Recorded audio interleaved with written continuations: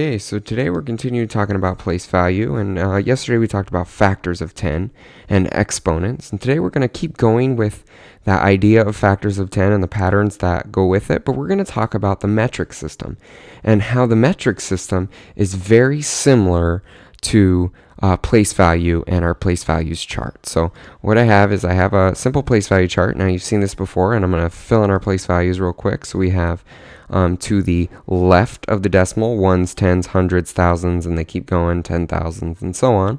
And to the right, tenths, hundredths, and thousands. But when we add the metric system, and if we say 1 meter is equal to the ones place, we're going to do something a little different, okay? So in this case, we have 1 meter right here, right? And so when we talk about the meter, we have to kind of look at the place value just a little bit different because we're looking at conversions and how conversions work, okay? So this is based off the metric system, and the way that we're doing this and we want to identify is that we start here, this is our center, 1 meter, and then if we multiply by 10 and we have 10 meters, that would be a decameter. We multiply by 10 again, we would get 100 meters, or a hectometer, 1 hectometer. So these are almost separate if you think of it like this. This kind of almost separates, right? And so it's either 1 kilometer or 100 or 1,000 meters, right? And the same thing on the other side. It's either 1/10 of a meter or a decimeter, 1 decimeter. It's either 1/100th of a meter or a centimeter. It's either 1/1000th of a meter or a millimeter. And that's if we start here. Okay. So now we can do conversions. So if we're talking about conversions in meters, remember when we go up, it gets bigger by multiplying by 10. And when we go down or backwards, we're dividing by 10. And so when we look at this, if I, for instance, let's see, if we wrote this and we said this is 0.01, that would be 1/100th of a meter, right?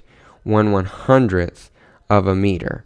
And then, for instance, we can also do this, right? And this is where if we put it in there, you can start to see it's 100 meters, right? Or 1 hectometer, but 100 meters. Okay, and then the same thing goes again if we do the other way. So we have the decimal, and what if we go all the way to the end? We would have 1/1000th of a meter, right? 1/1000th of a meter. So we would read it exactly like that, and that's why this works. Okay, but that's going to be essential that you understand that concept right there. So understanding the relationship. Now, we want to rename or convert larger units and smaller units and vice versa. So if we started out with, say, 1 meter, or, you know what, let's do 2 meters. So say we have 2 meters, okay? So 2 meters, and I asked you, and we asked ourselves, if we had 2 meters, how many centimeters would that be? We already know that it's in meters, but what if we wanted to convert this and change this to centimeters? How many centimeters would equal a meter? Well, if it's 1/100th of a meter right here, that means that we would need to move it over 2 times or multiply by what number, right? So if every time we're going to get bigger, it's going to multiply by 10 each time we move over. So in this case, we are going to multiply by 100. Okay, and if we have 2 meters and we want to multiply it, it would be 200 centimeters would be equal to 2 meters. Okay, so that's kind of what we're looking at. That's conversions when we're thinking about that. How do we convert it? That would be how we would do that. So this would be the same as 200 centimeters. They're equal. Okay, so we could also rename that. Remember, we talked about exponents yesterday. 2 times 10 squared, right? Still 200. Remember, they're factors of 10. Okay, so that's what we're kind of talking about. We're going back and forth. We could do it the other way. I'm just going to do one the other way, and then we're going to end. But before I do that, I have a little bonus for you. Here is your bonus. Let me get rid of this real quick. That is your bonus. What do we use decameters for? What's a decameter? And what is it used for? What is it commonly used for? There's something that we use it for, and it's actually kind of ties in with science, so I'm going to leave it at that. 5 points if you bring me that answer written down on a piece of paper and show me your research. Pick a good source. Remember, we talked about reliability and sources. All right, so bringing this back, we're gonna talk about one more thing. So we talked about if we wanted to get smaller units, because centimeters are smaller than meters. Okay, but what happens if we want to get bigger units, right? If we wanted to go from millimeters to meters. Okay, so this again, it's going to be throwing everything on its head.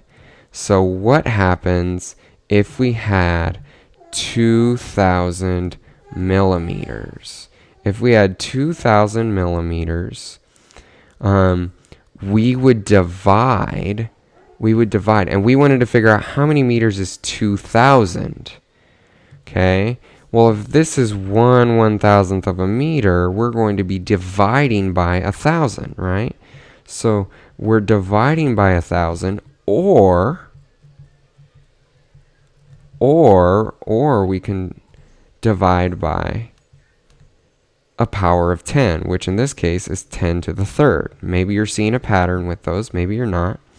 And so our answer would then be 2 meters. So then you can start to see we did it the other way. So 2,000 millimeters, right? 2,000 millimeters is the same as 2 meters. Okay, and then as you go, you'll start to see, so mm is millimeter, right? And then you have centimeter, 200 centimeters. And then you can probably guess what the decimeter will be. And then we get all the way to 2 meters. And so that's kind of what we're going to be doing. We're going to be working on conversions and understanding how conversions work. So that is your lesson for today, and don't forget that bonus.